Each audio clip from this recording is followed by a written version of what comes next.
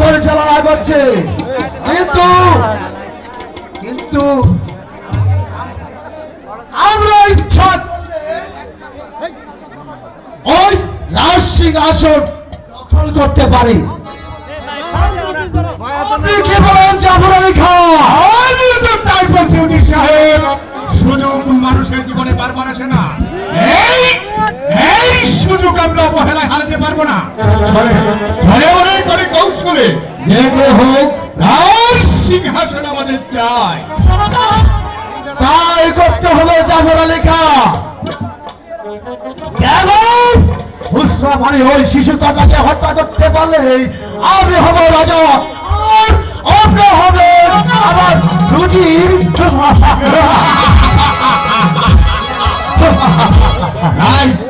চলুন এবার আমরা অন্তপুরে চলে যাই। তাই চলে জাফর আলী খান।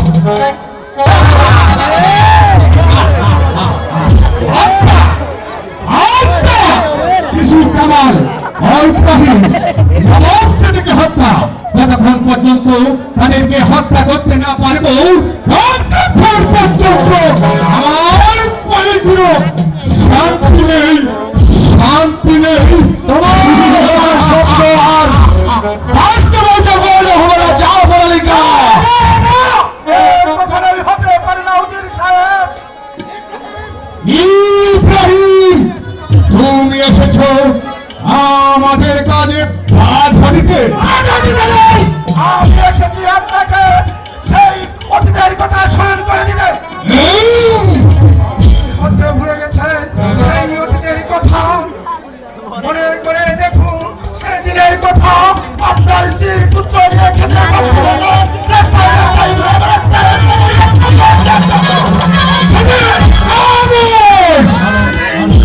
আপনাকে এই রাস্তা থেকে ঘুরিয়ে এনে আপনাকে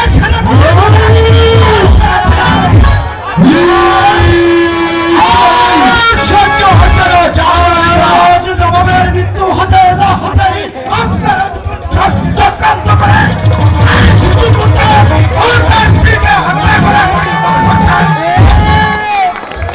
ইব্রাহিম, ইব্রাহিম, এড়িয়ে দাও, এড়িয়ে দাও আমার চোখের সামনে। তবে একটা কথা আপনাদেরকেও বলে রাখি, এই নবাব মহলে আপনাদের বিরুদ্ধে রুখে দাঁড়াতে গিয়ে না পারলেও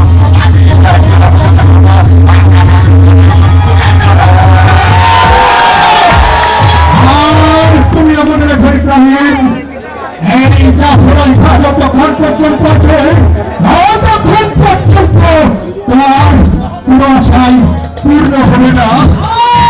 সহ্য হচ্ছে না জাফর আলী খান।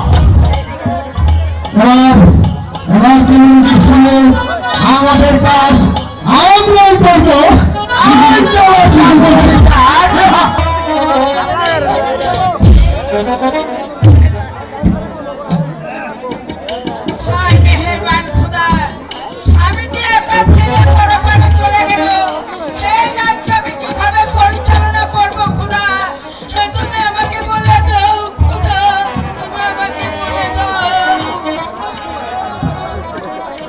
সর্বনাশ হয়েছে রানীমা, সর্বনাশ হয়েছে। এমন কি সর্বনাশ হয়েছে? বেগম সাহেবা, আপনাকে শিশু কামালকে নিয়ে কেউ এক্ষুনি এই রাজ্য ছেড়ে পালিয়ে যেতে হবে। কেন?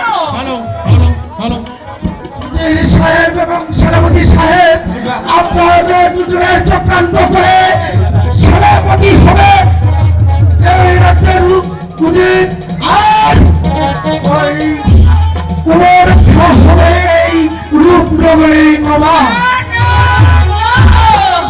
আমি চোরের মতন আমার স্বামীর গচ্ছিত সিংহাসন থেকে আমি কিছুতেই পালিয়ে যাব না। তাহলে আমি এখানে মরবো। আপনি কি তাহলে এই রূপনগরের শেষ সম্পর্কটুকু রক্ষা করতে দিবেন না? না না না, আমি বেঁচে থাকতে কখনোই হতে দেব না। আমি বাঁচতে হবে, নইলে ওই শয়তান জালিমদের বিরুদ্ধে রুখে দাঁড়ানোর মতো কেউ থাকবে না। একে দিয়ে তাদের বিস্তার ভেঙে দিতে হবে।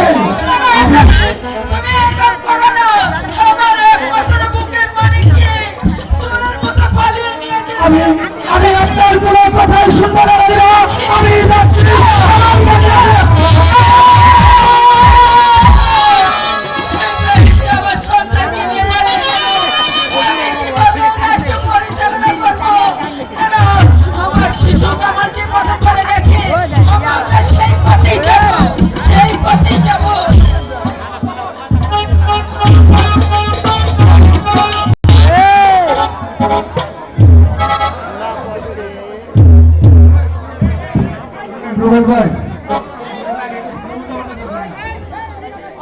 হত্যা, নির্মম হত্যা এবং শিশু কামাল যেখানে তাদেরকে বলবো আমি করবো নির্মম হত্যা।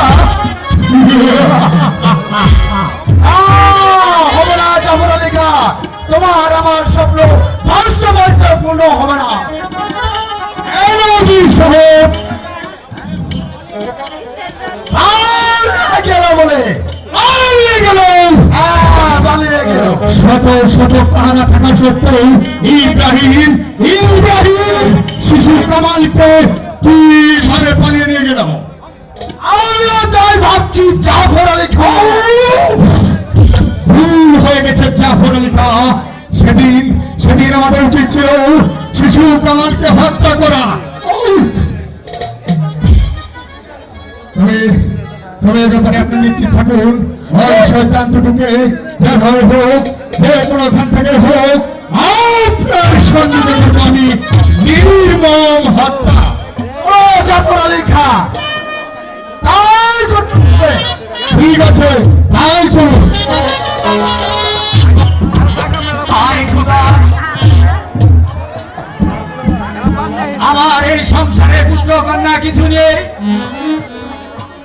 একা একা কেমন করে আমি জীবন কাটিয়ে দিব। তুমি আমাকে উপায় বের করে দাও খোদা, তুমি আমাকে উপায় বের করে দাও।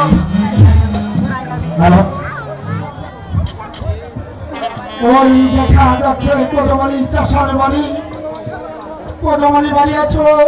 ও কোদমালি, তুমি বাড়ি আছো? কে আপনি? এই রাজনীতিতে আপনি কেন ডাকছেন আমাকে? আমি ইব্রাহিম কোদমালি। ইব্রাহিম, এসেন আমাদের বাড়িতে এসেন। আমি এসেছি এই শিশু পুত্রটিকে তোমার কাছে দান করতে। আপনি কি করবেন আমাকে পুত্র দান? এই যে আমার পরম সৌভাগ্য। নাও ভাই, কিন্তু তার পরিচয় গোপন রাখবে। তোমার ছেলে হিসেবে স্বীকৃতি দিবে, তোমার ছেলে হিসেবে সে পরিচিত হবে। ভাইয়া ভাইয়া, তুমি কি আমাকে একা রেখে চলে যাবে ভাইয়া? এজন্য তুই দুঃখ করিস না ভাই, আমি এসে তোকে দেখে নেব। ওই দেখ আকাশের মুখে কি সুন্দর চাঁদ দেখা যাচ্ছে। ওই দেখ, ওই দেখ ভাইয়া! বাবা, বাবা, কাঁদিস না বাবা, কাঁদিস না। আয়, আয় তুই আমার মুখে আয় বাবা। আয় তোকে নিয়ে অন্য বছরে যায়। আয় বাবা। রেখে দে ভাইয়া, ব্যথা ভরা আখি রে ভাইয়া, ব্যথা ভরা আখি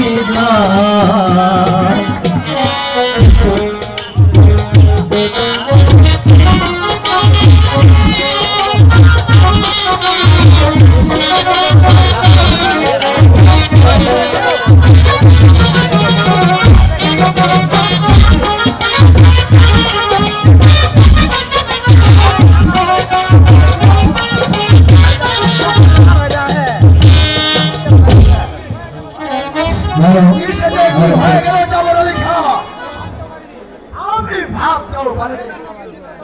সেই জন্য আপনি কোনো চিন্তা করবেন না অজিত সাহেব। যেমন করে হোক ওই শয়তান দুটোকে ধরে এনে আপনার সম্মুখে করবো আমি হাজির।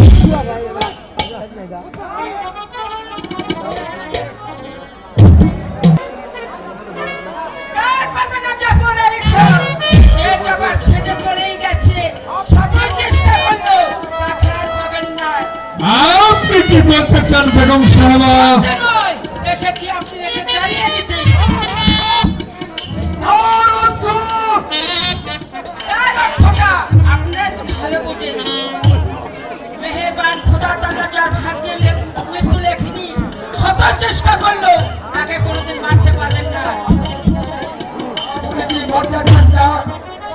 বলতে চান বেগম সাহেবা? করতে নয়, এসেছি জানিয়ে দিতে।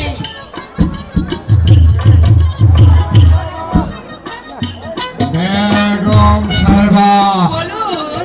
আপনি হয়তো জানেন না, বেগম সাহেব, আপনি হয়তো জানেন না, আমি সবই জানি। সবাইকে আমরা অর্থের বিনিময়ে হালাত করে ফেলেছি। এই কে কোথায় আছিস?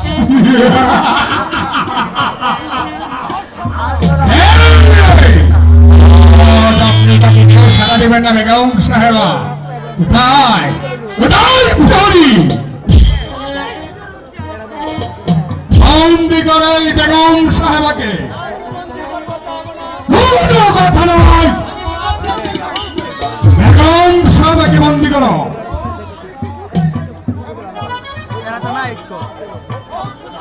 এ মেহেরবান খোদা, যারা আমার বেতন মুক্ত কর্মচারী ছিল, যাদেরকে পথে থেকে রাজপ্রাসাদে ধার দিয়েছিল, তাদের হাতে আমি বন্দী। মেহেরবান খোদা, বিচার করো। আর আপনি সচক্ষে দেখে যেতে পারবেন না বেগম সাহেবা। যান, ওই অন্ধকার কারাকক্ষে বসে বসে আপনার ভগবানকে স্মরণ করুন। ওদিকে রেজাউল গরিব, জনসন সেনাপতি, আর চলুন, পুলিশ সাহেব।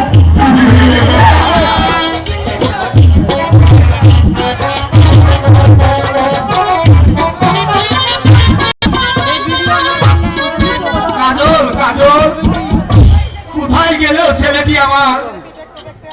ছেলেটি দেখতে দেখতে আজ অনেক বড় হয়ে গেছে, তাকে যে স্কুলে ভর্তি করে দিয়া একান্তই প্রয়োজন আমার। পিতা, পিতা গো, আমাকে কেন ডেকেছেন পিতা? তোমাকে দেখেছি কারণ হচ্ছে তুমি যে দেখতে দেখতে অনেক বড় হয়ে গেছো পিতা। তোমাকে লেখাপড়া করে শিক্ষিত করে আমি করে তুলতে চাই বাবা। তুমি কি বলো বাবা? হ্যাঁ পিতা, আমারও তো মন চাই লেখাপড়া শিখে সেই উচ্চ শিক্ষিত হতে। চলো বাবা, আজই তোমার স্কুলে ভর্তি করে দিয়ে আসি। তাই তাই চলুন পিতা, তাই চলুন।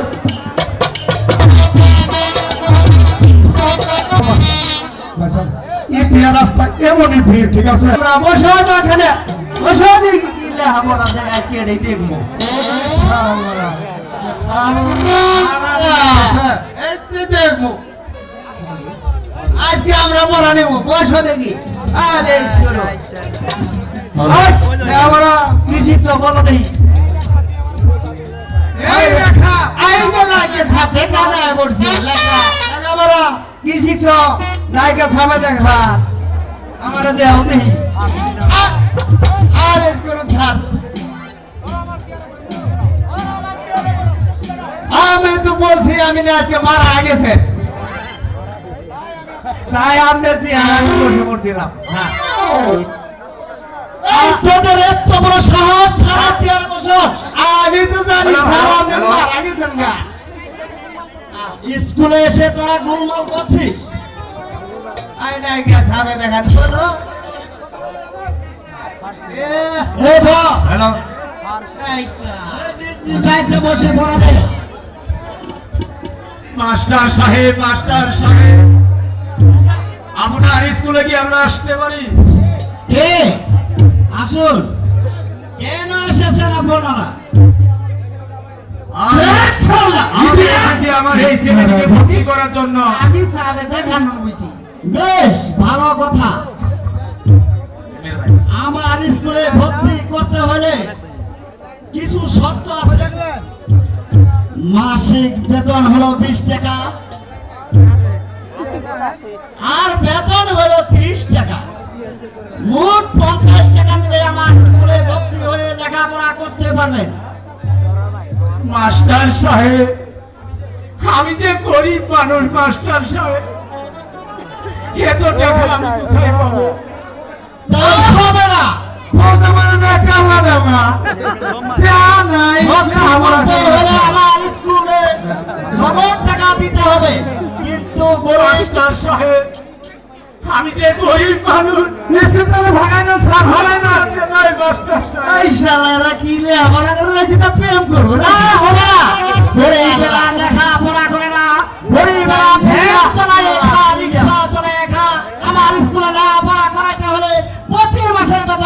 ক্লিয়ার করতে হবে। তোমরা এখান থেকে স্কুল থেকে বের হয়ে যাও। পিতা, আমি একটু মাস্টার সাহেবকে বুঝিয়ে বলি, দেখি আমাকে স্কুলে ভর্তি করে কিনা। স্কুলে ভর্তি করবো টেহা নাই আমার স্কুলে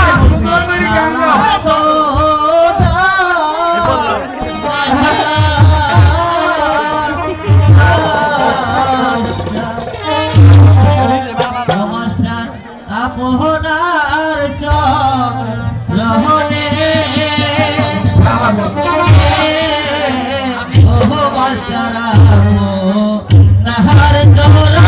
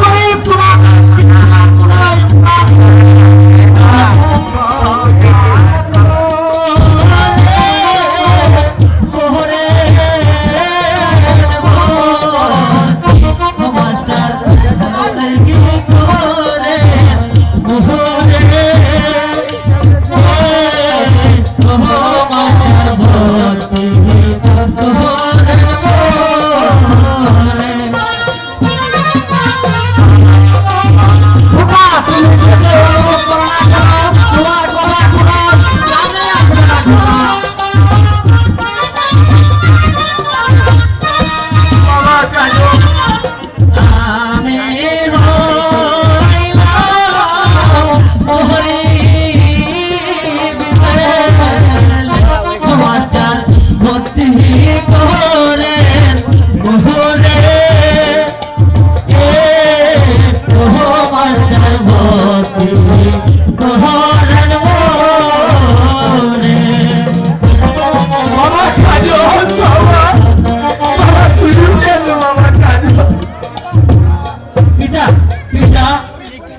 গরিব গরিব বলে কি আমাদের লেখাপড়া করে মন চায় না পিতা? না, মন চাইলে যে এই স্কুলে লেখাপড়া হবে তা কখনো তোমাদের হবে না। গরিবের লেখাপড়া হবে না, গরিবের রিক্সা চালায় খাবে, গরিবের ভ্যান চালায় খাবে। তোমরা আমার স্কুল থেকে এখন বের হয়ে চলে যাও। ঠিক আছে স্যার, আপনার কথাকে আমি ধন্যবাদ। দাঁড়াও যুবক, স্যার আপনি এই ছেলেটিকে স্কুলে ভর্তি করুন। প্রেম করব। গরিব হলে সেও তো মানুষ, তারও তো মন চায় লেখাপড়া করতে। স্যার নাকি বুঝবা না রেখা? গরিবের যে লেখাপড়া হয় না রেখা, কিন্তু তারা রীতিমতন বেতন ভাতা দিতে পারবো না রেখা। ছেলেটির বেতন ও খরচ আমি আপনাকে দিচ্ছি স্যার। এই নিন, আপনি ছেলেটিকে স্কুলে ভর্তি করে নিন। তাই তুমি যদি ওই ছেলের স্কুলের খরচ আর বেতন যদি দিতে পারো তাহলে তোমার কথায় আমি ভর্তি করবো। তোমার নাম কি যুবক? তোমার পিতার নাম কি? স্যার আমার নাম কাজল আর আমার পিতার নাম হলো কদমালি চাষা। মা মা মা তুমি আমার ছেলেকে যে স্কুলে ভর্তি করে দিয়েছো মা, আমার যে পরম সৌভাগ্য মা। আমি আশীর্বাদ করি মা, তুমি দীর্ঘজীবী হও মা, তুমি দীর্ঘজীবী হও, তুমি দীর্ঘজীবী হও। কাজল, আজ তোমাকে আমি স্কুলে ভর্তি করলাম। আজ মালার কথা মতো তোমাকে আমি স্কুলে ভর্তি করলাম। আজ এই ঝন্ডমন্ডে তোমাদের সবার ছুটি। কাল থেকে কিন্তু তোমরা দুজন নীতিমতো আসবা, ঠিক আছে? চলে আসো।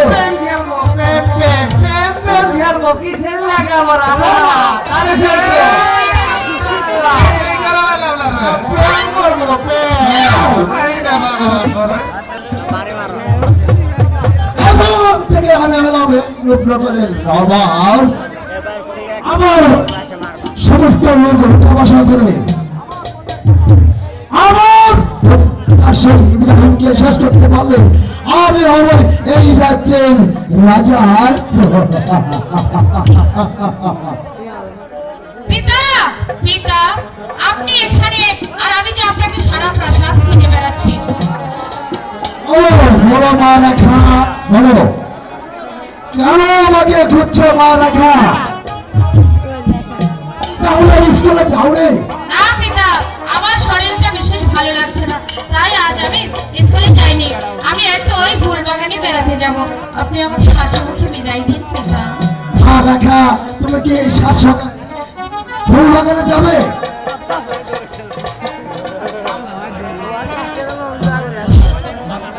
সকালবেলা কত ফুল গো ফুটিল